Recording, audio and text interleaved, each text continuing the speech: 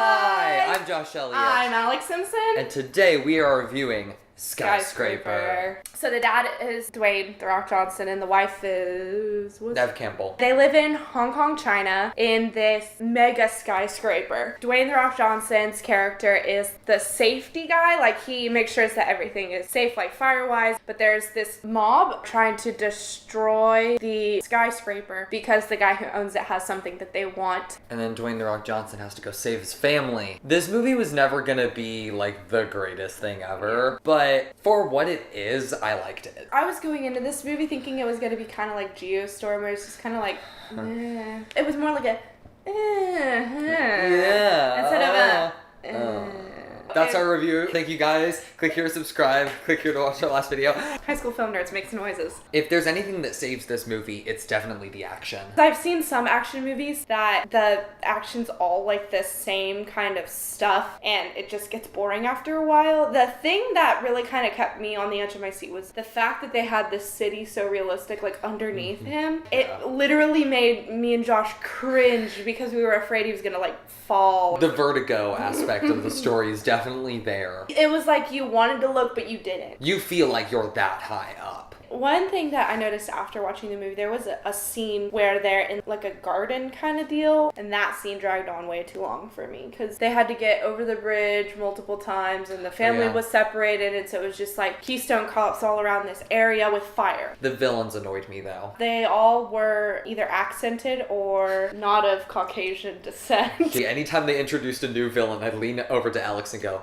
you know they're the villain because they're not white. You know they're the villain because he has an accent. And like the fact that the movie takes place in Hong Kong and all of the heroes are American and all of the villains aren't American. There's a fly.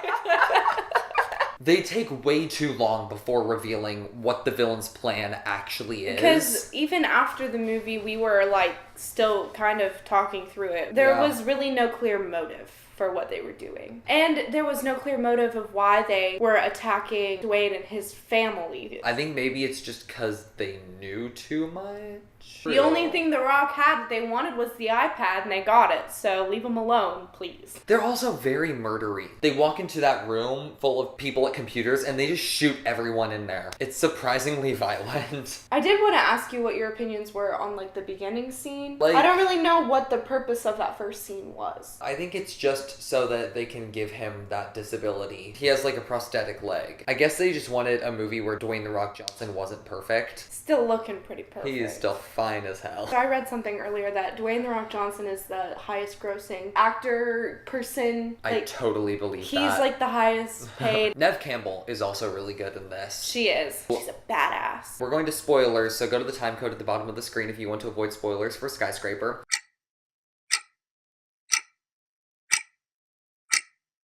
She and her son actually get saved from the building about halfway through the movie. I was afraid that after that, she would just be totally useless, but they actually managed to come up with stuff for her to do on the ground that actually benefited the story. Turning it off and turning it back on again. Right. Like, she ends up actually being the one that saves the day by pressing a couple buttons. There's this little teeny tiny plot line at the beginning of the movie where she's like, my phone is broken. Dwayne The Rock turns it off and back on again, and she learns a lesson from that. And then at the very end, she turns the building off and back on again. And that's her character arc. It resets the whole building. That scene at the end with the mirrors was really cool. Okay, it's like this big circle and you're inside of it. Let's use this. So there's people inside of here. And so they can see like the inside of the microphone and everybody inside, but they can also see everything outside. And then there's these little like things that go up and it's like a mirror maze with like double-sided mirrors, and so you don't know if it's the person standing right in front of you or if it's their reflection or if they're actually behind you. It's super disorienting. And it's really cool. There are 4 that I thought were like genuinely awesome. What were the other ones? The elevator scene where it crashes, the scene where he's hanging off of the building by his foot.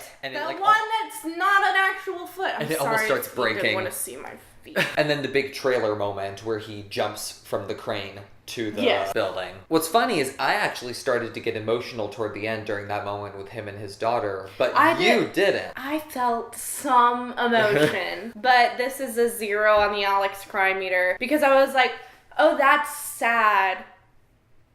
But I didn't think anything else of it. Should we go to final verdicts? Sure. So, Skyscraper is your everyday action movie. It has predictable villains, a kind of predictable plot, but honestly, the action is worth it. Like, it has such great action set pieces. Dwayne The Rock Johnson's really cool. Neve Campbell's really cool. It's a visual spectacle, especially in the scenes that take place outside the building. You really feel the vertigo. The plot's not something that's really gonna stick with you, but those really cool, big action set pieces will stick with you like they've stuck with me. So I'll give it a 6. Skyscraper was a good action movie. It wasn't a great action movie, but it wasn't a bad action movie. It did have a lot of good scenes, especially what Josh said, outside of the building, hanging off of the building, doing all of that action-y stuff. I didn't say this earlier, but I didn't think that the child actors were all that fantastic. I like Dwayne, obviously. It was an okay movie, so I'm gonna give it a 5.5. So the final verdict for Skyscraper is a 5.8. Better than It's Geostorm. better than Geostorm. So, what did you think of Skyscraper if you saw it? Comment below to let us know. Peace out, guys. See you next time. See ya.